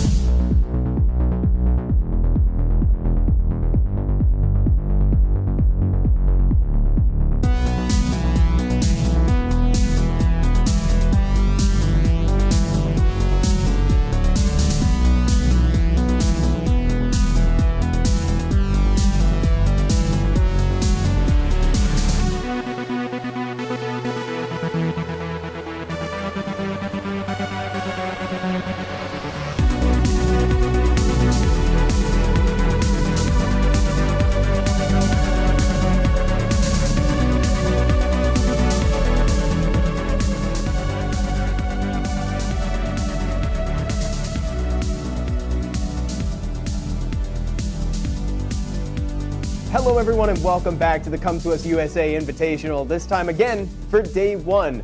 I'm still Evan, this is still Stoic. What's up, Stoic? What's going on, Evan? It's been a very, very fun day here watching these matches go through. We have probably one of our better matches that we will be getting into shortly. With how well both those players have played throughout today, it's very, very exciting to look at the two going up against each other. Oh yeah, Duracell versus Sub-Zero. Both these players have had an insane showing today, and so have other participants. You know, the one that stands out to Alan brought the Bay earlier for that cleave. That was pretty hot. He was definitely cooking. For folks who might be joining in a little bit late, day one of this tournament is today, February 12th. We've got day two and the finals next week, same time, same place, Wednesday, February 19th. Just come back to whatever channel you're watching on, and we'll be right here doing the right side of the bracket as well as the finals. Ahead of us is the last game of the day and our only best of five. We got Duracell versus Sub-Zero, and once we find that finalist, they're going to hang on until next week where they will fight the right side's finalist. So, I don't know, going into this, I don't know who's going to come out on top here, Stoic. Like, both these players have impressed me in different ways. I'm fascinated. I think Sub-Zero had a great, very tanky showing.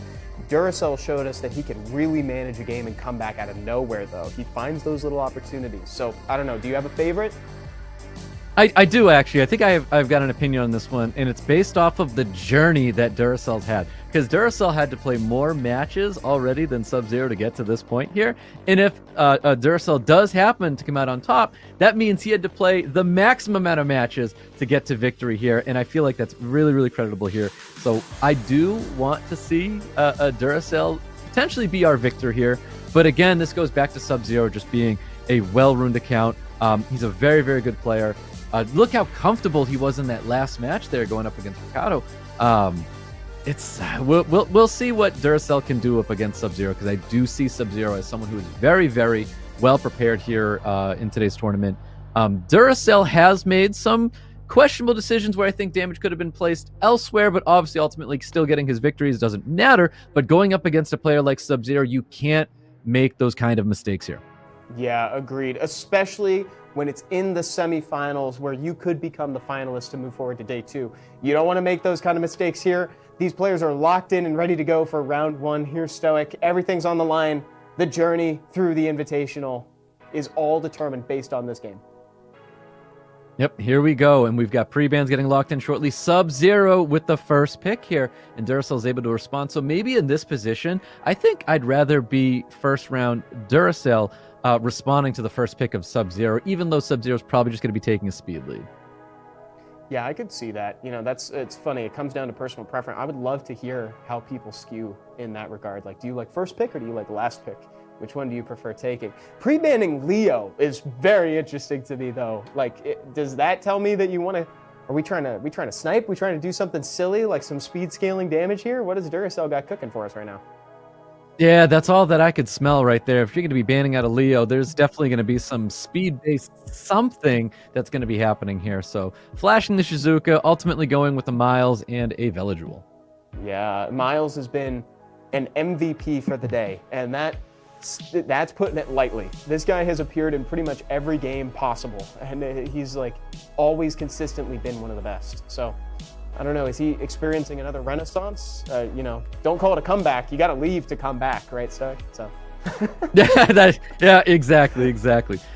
Sub-Zero, I feel like this is so well-rounded when we're talking about CR Jongnam and Juno. I think these are very solid units there. At the same time, we're showcasing our own speed lead with a water and fire unit like Veladrul, Miles, Oliver. And now we're going to see the Fire Monkey. And Fire Monkeying is like a direct response to this Jongnam, and even a great unit to help get rid of units like Juno. I was just going to say the same thing, Stoic. Like, exactly. So, Meiho Wang, skill 2 into a Juno or a Ciara with a proc into skill 1. That's one of the most effective ways to get rid of those monsters. And he directly counters the Jongnam CC as well as the Despair runes that Juno is likely on. So the Meiho is like probably my favorite pick out of the bunch. Veramos at the end, that's super cute. I'm not as big of a fan of it, if I'm being honest. Yeah, I do prefer Chow in this case. So Chow is super interesting here. I feel like if we're locking in a Chow, we're banning out Ciara. Exactly. Ciara catches the ban. Chow is going to get banned out here. Dude, I'm actually giving some credit here to Duracell in this first match. I think Duracell's got an excellent team going up against Sub-Zero's draft here. Not saying Sub-Zero draft poorly by any means. No, absolutely not. But like what Duracell's showing off is like, you know, strong crowd control, Miles. good effect. Excuse me, I should say I like what Duracell. I'm realizing in the top left there, opposite. Duracell is showing off a really good team here with the Meiho Wang. I really think that he's actually going to be able to effectively clean up that Juno as soon as he gets a skill 2 off.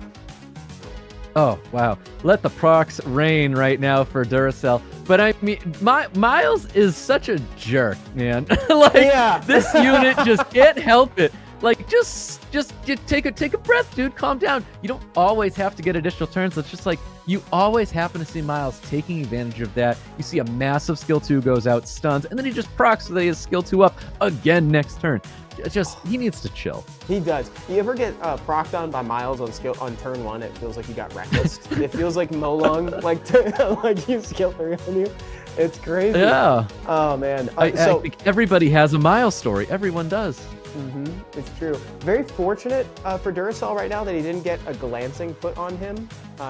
You know, so now he can actually do some damage here with the Monkey King once he gets to his turn.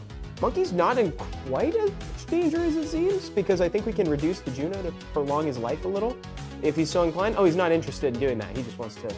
And he procs. Oh boy, here we go. A little bit of attack bar pushback. Beautiful revenge there from the Juno. Not getting any despair stuns though. Does drop the Fire Monkey King. So Fire Monkey King's going to be gone here. It's not over for Sub-Zero. Like we said, this is a thick boy here. He's got lots of quality behind these units. I was so confident that Meiho Wang was going to completely control the game. But, you know, Sub-Zero, I guess, would be keyed into that, wouldn't he? So he'd obviously prioritize getting rid of that. Yep, let's see what happens with Miles. Miles is able to do these terrible things. Skill 2 available. Nice little stun. Lands on top of the Sekhmet. We have resets coming out here. A little bit of attack bar pushback. Gets that reset on top of the Sekhmet as well. We're lining up a defense break. Does get resisted, though.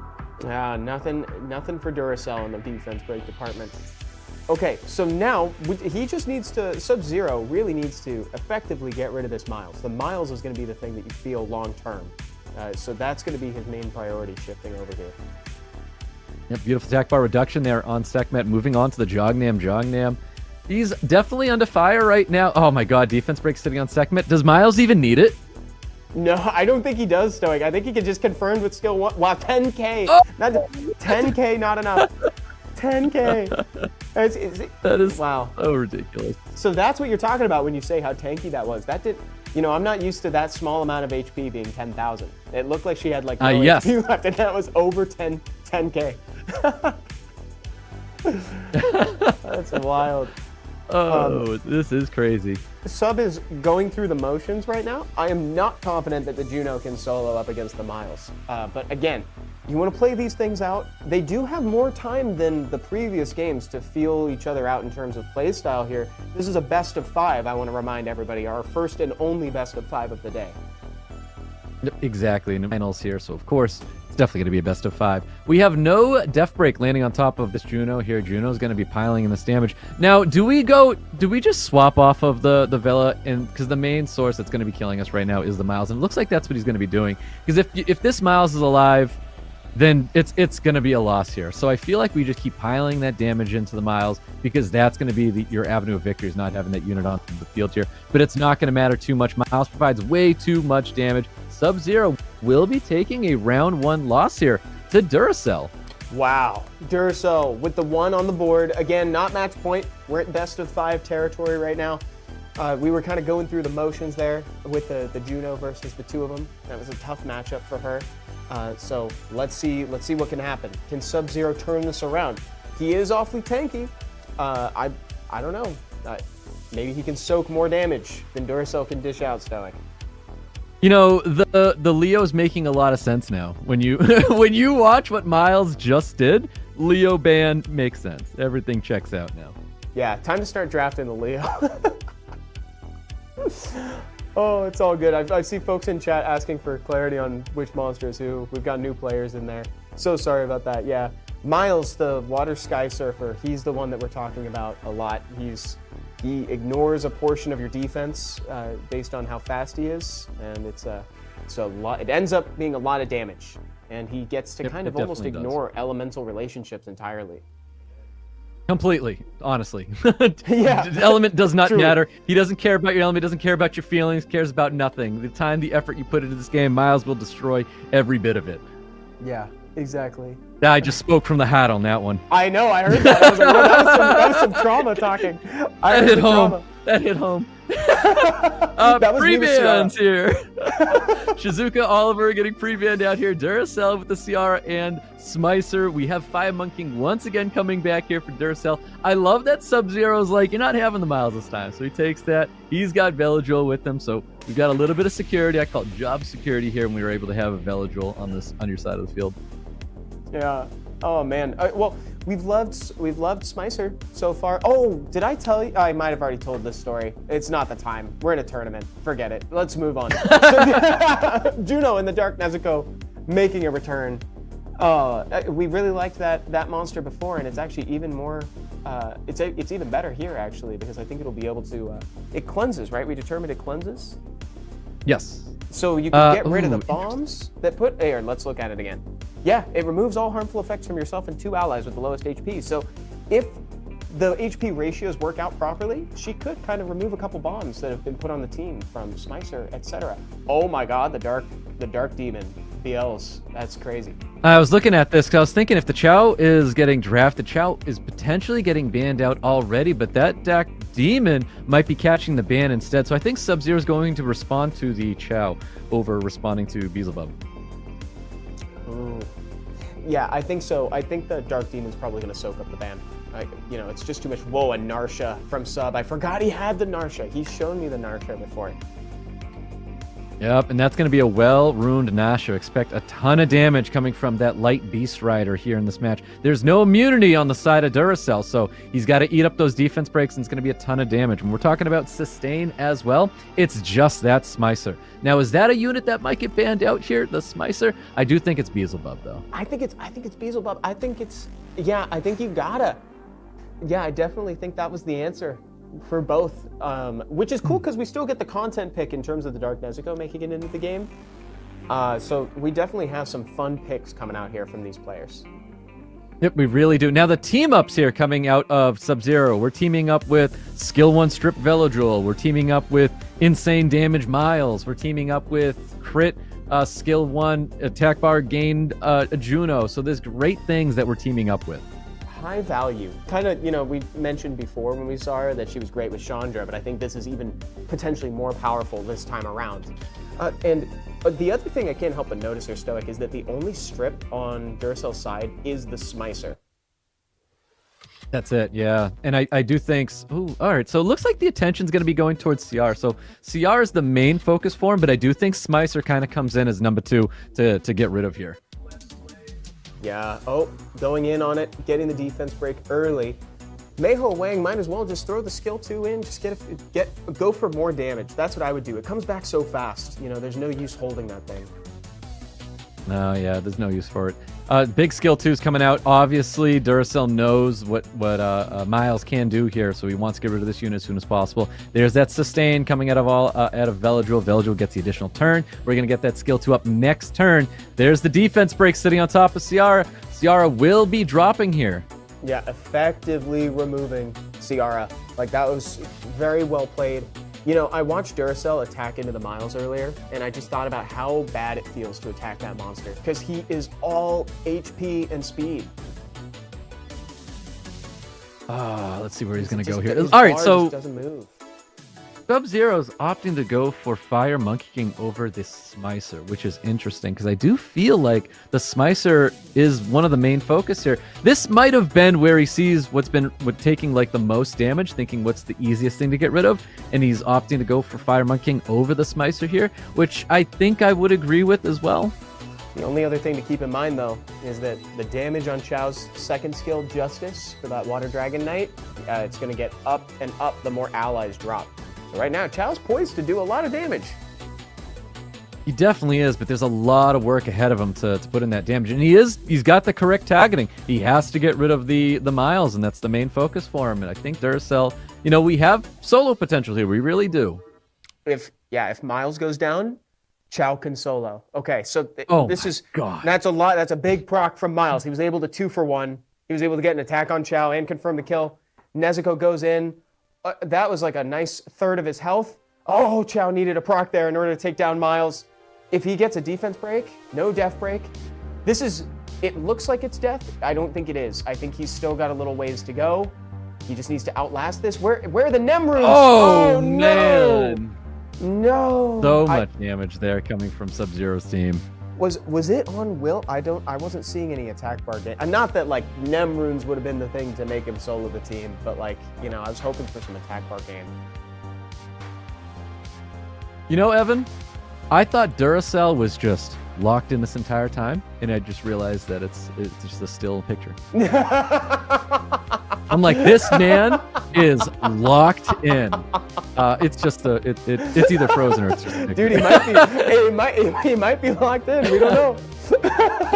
People in chat asking, hey, can you blink twice? Let us know you're okay.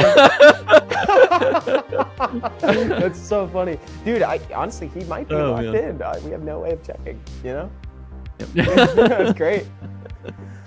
Oh, that's hilarious. Yeah, people in chat saying I can't stop staring at Dura, and Dura won't stop staring at me. That's great. There's your pre-bans, guys. It's so funny to see this because the Leo is being drafted to stop the Miles, and the Miles being the Leo's being pre-banned, and then the Miles getting pre-banned because no one wants to have to go up against this unit here.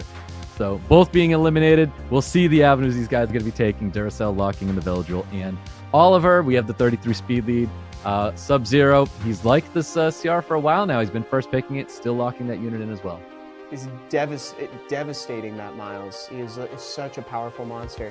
We got a poll running over on YouTube, by the way. Who do you guys think will win, Duracell versus Sub-Zero, in our semifinals game to determine the finalist of day one here at the COM2US USA Invitational? Looks like Sub-Zero is leaning ahead in public opinion after these games, Stoic. So far, it's hard for me to say. I think it's such an even match. It's really hard to pick. Oh my God, that combo.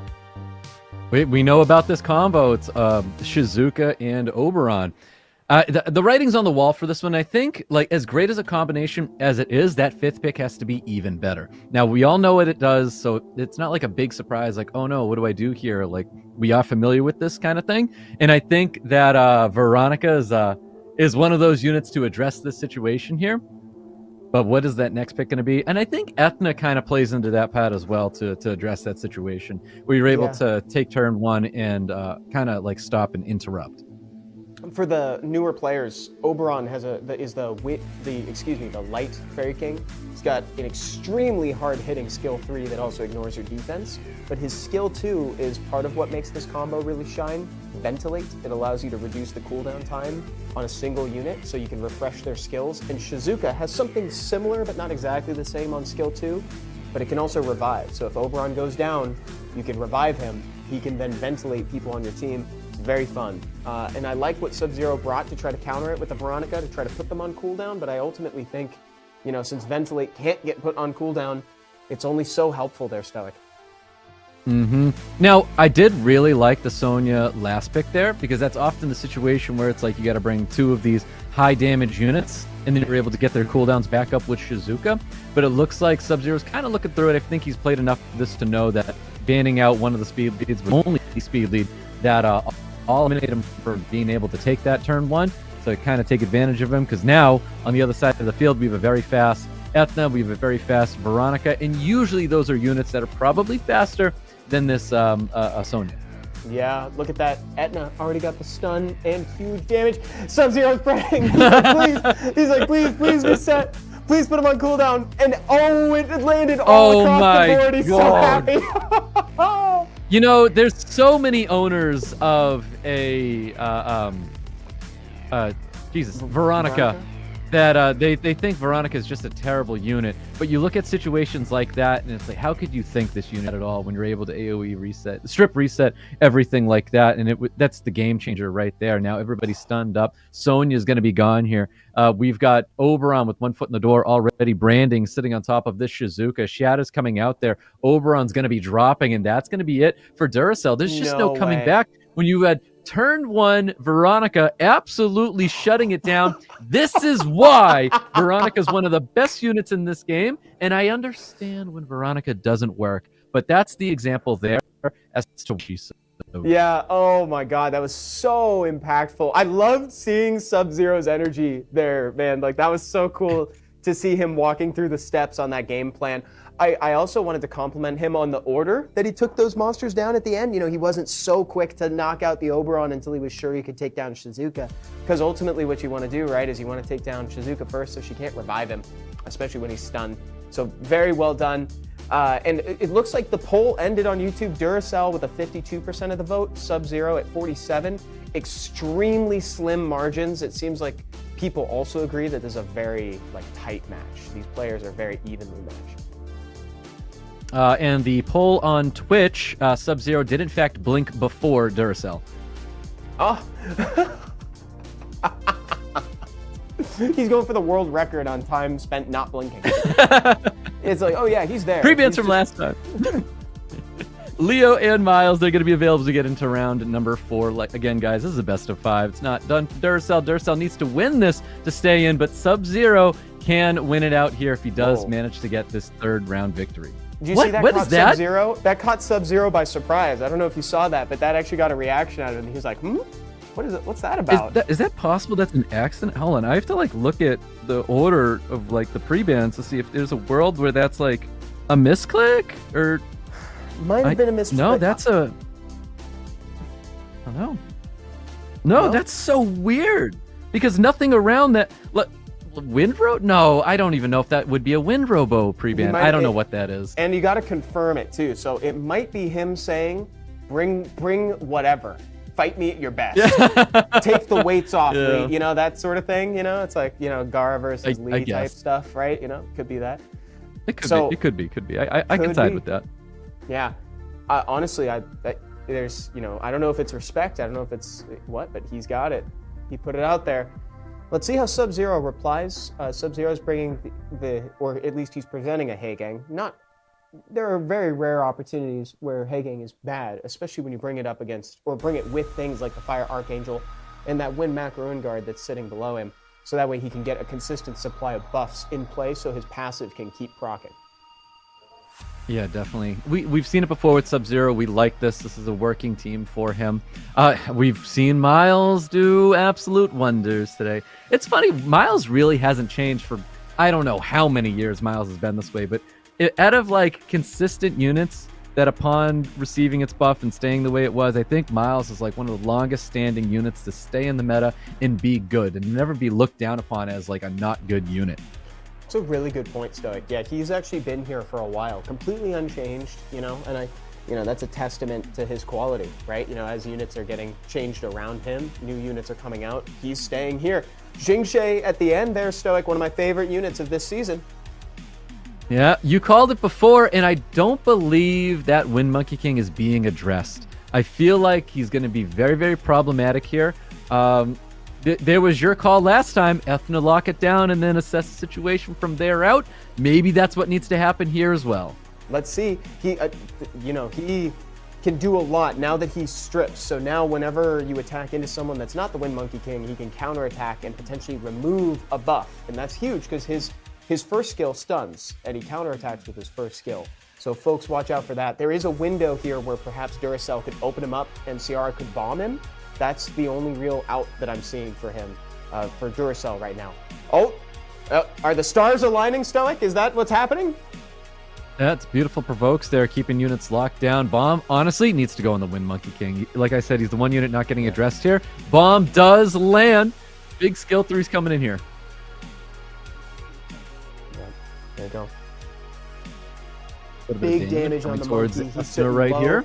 You got 2 units to be concerned. You got so many units to be concerned about on Sub-Zero's side, Stoic.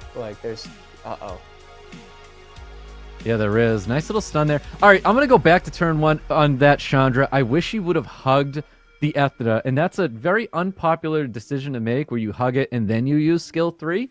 I feel like we needed to protect that Ethna in that time because now Ethna's just going to be under fire here with that first turn.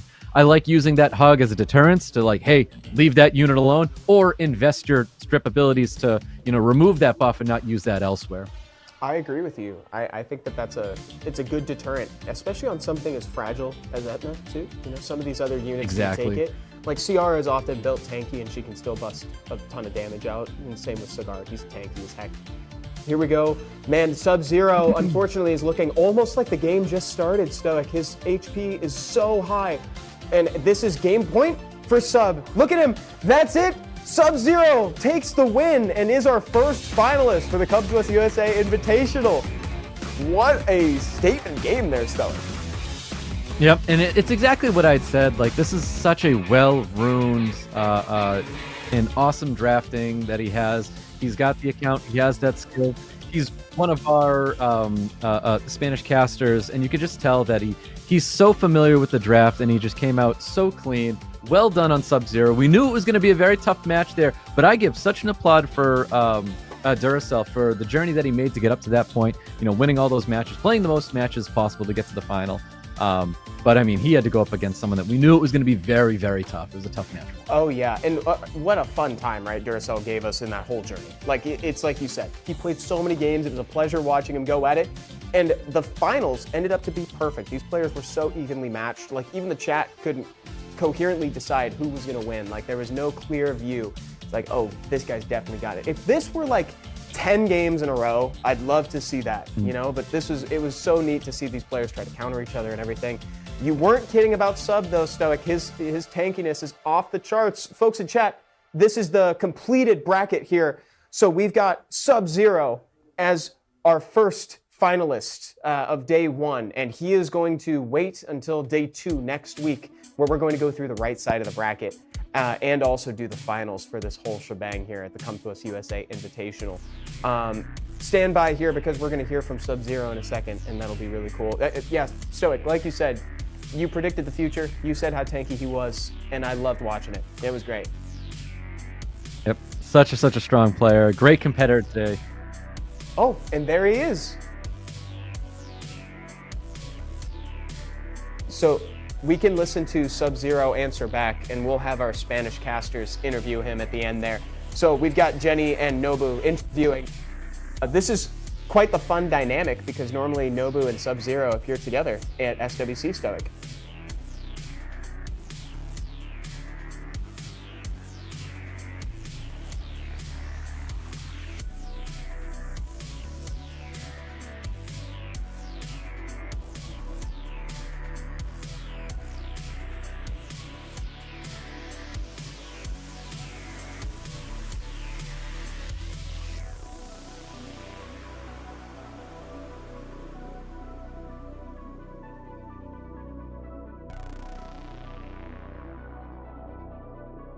We'll let them interview our finalists in the background. So that was kind of a cool dynamic there, Stoic. I brought it up for a second. But normally Nobu, who's appearing there with Jenny as our Spanish casting team, Nobu and Sub-Zero appear together all the time in SWC. So this is kind of a rare opportunity where it's like they get to interview somebody. It's like, hey, you just won this tournament today. It's like, how are you feeling? It's like, the situation's been flipped.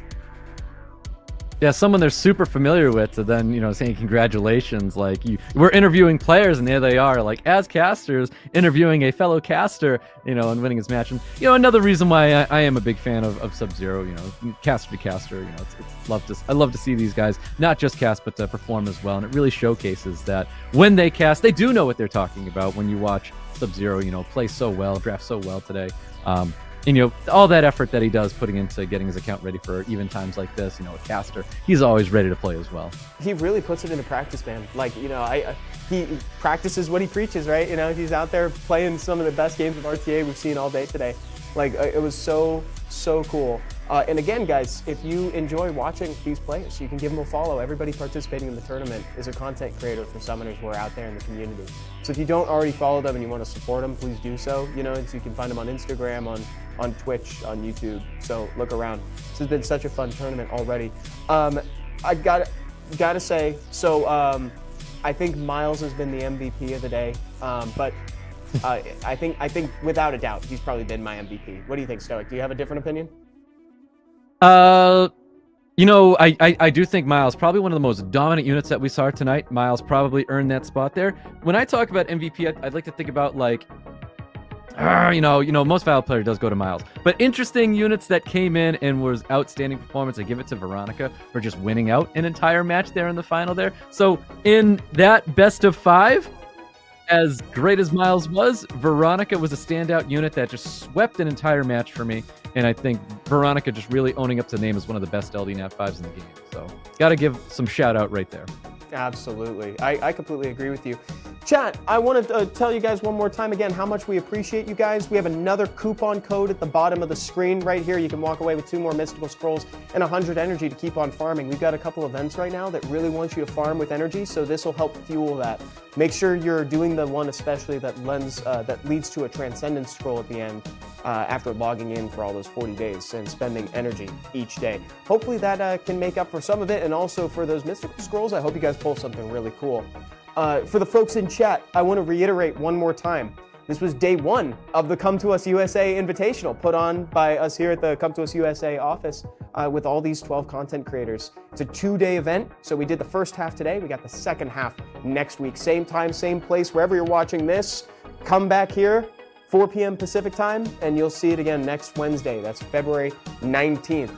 I also want to remind anybody too, Guardians Club registrations just opened up. If you guys think that you might have what it takes to be a part of that, get some of the most exclusive merch that Summoners War has to offer, pay a visit over to the Guardians Club website, and you can check out the survey there to potentially register. So make sure you do that whenever you get a chance. If you want to find that website too, we have a short about it on the channel if you're watching on YouTube. Stoic, this has been so much fun, man. Thanks for casting with me today. Oh, it's always a pleasure, dude. It's so much fun doing these things with you.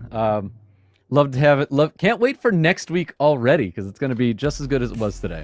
It's going to be awesome. So many more games, so many more players, and you'll get to see Sub-Zero return to ultimately find his finalist in the finals of day 2. All right, everyone. Thank you so much for watching. Hope you all have a great rest of your evening. See you next time. Bye, everyone.